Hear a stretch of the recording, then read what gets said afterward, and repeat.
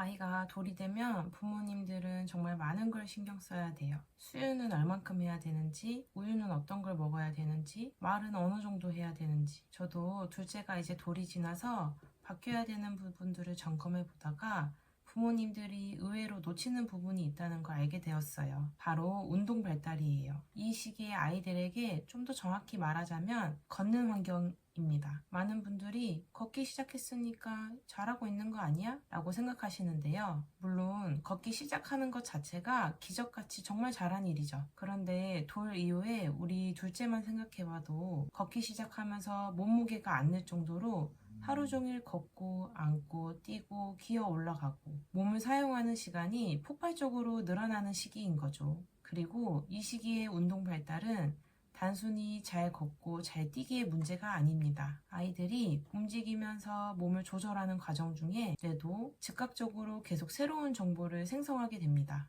그래서 운동 발달은 단순 근육 문제가 아니라 뇌 발달과도 밀접하게 연결되어 있습니다. 오늘은 제가 생각하는 부모님들이 가장 놓치기 쉬운 운동 발달 포인트 3가지를 말씀드릴게요. 첫 번째는 걸음마 보조기 사용 금지입니다. 걸음마 이제 막 시작할 때 도움되라고 걸음마 보조기를 들이시는데요. 절대 사용 X입니다. X.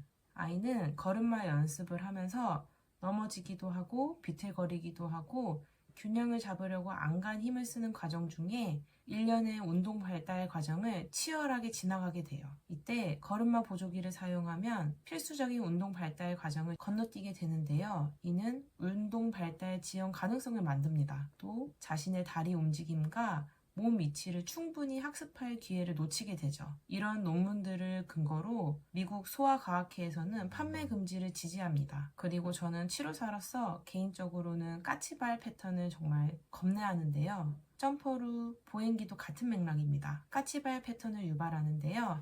발 전체가 지면에 닿는 학습이 아니라 발 끝부분이 바닥에 닿는 자극을 계속 주면서 이 까치발 패턴이 강화가 되는 거죠.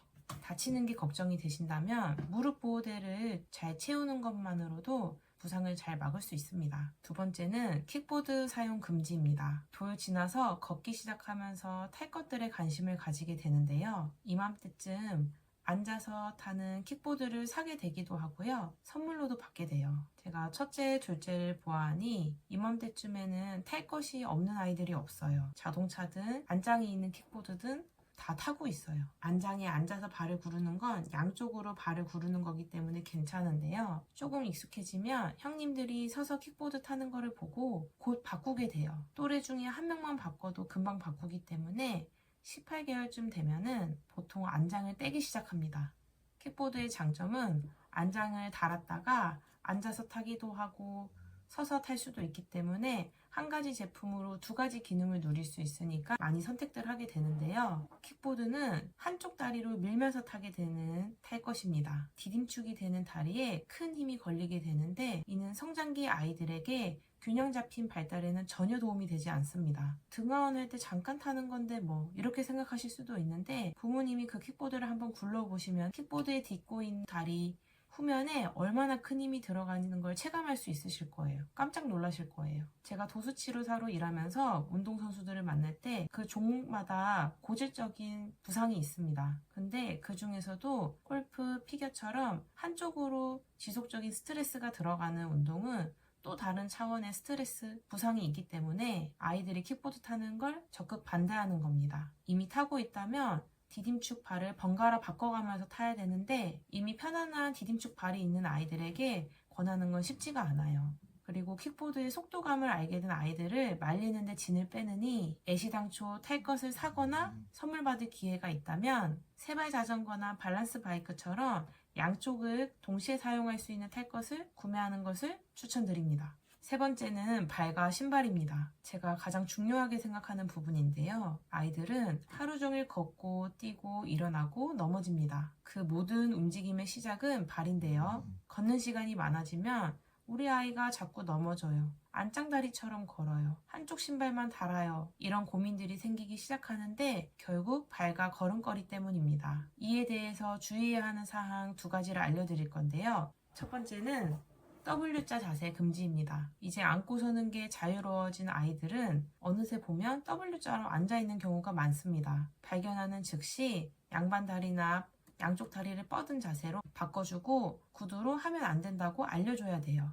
X자 다리는 X자 다리로 가는 지름길이기 때문에 아무리 강조해도 지나치지 않습니다. 어린이집에 다닌다면 선생님께도 함께 부탁드리는 것을 추천드립니다. 그리고 신발도 중요합니다. 걸음마 처음 시작할 때 신는 양말처럼 신는 걸음마 신발이 있거든요. 그리고 여름에 자주 신게 되는 샌들, 그리고 신고 벗기 편한 크록스 모두 다 발을 전혀 보호해주지 못합니다. 물놀이용으로 잠깐 신을 수는 있지만 평소 신발로는 필히 피해 주셔야 됩니다. 이맘때 아이들 발은 정말 빨리 크기 때문에 새거에 가까운 상태에서 못 신게 되는 경우가 많아요. 그래서 이맘때 물려받는 신발도 정말 많아요. 정말 예쁜 신발들을. 선택지도 많고 예뻐서 손이 가게 되는데 물놀이용, 사진 촬영용 이런 특별한 경우 말고는 과감하게 정리할 필요가 있습니다. 매일 신게 되는 괜찮은 신발, 괜찮은 운동화 하나 있으면 됩니다. 신발이 많이 필요하지 않아요. 데일리 신발로는 발 뒤쪽이 단단한 운동화를 추천드립니다. 그리고 어린이집 보낼 때 선생님들 편하라고 크록스를 신겨서 보내는 분들도 있으신데 그게 걱정되는 거면 신발 뒤쪽에 고리가 달려있는 운동화 정도만 챙겨서 보내도 충분히 배려가 된다고 생각해요. 크록스를 한번 신게 되면은 아이들이 편해서 그것을 고집하기 때문에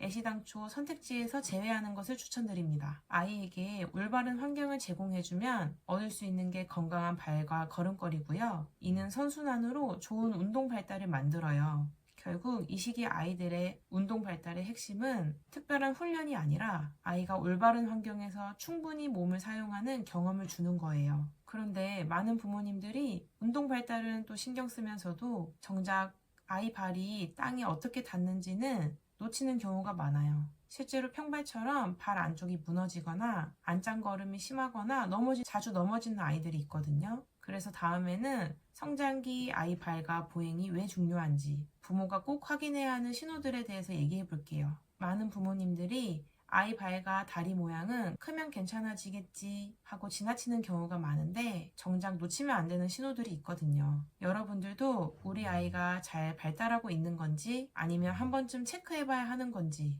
궁금하시다면 제가 고정 댓글에 이어서 보실 영상을 남겨둘게요.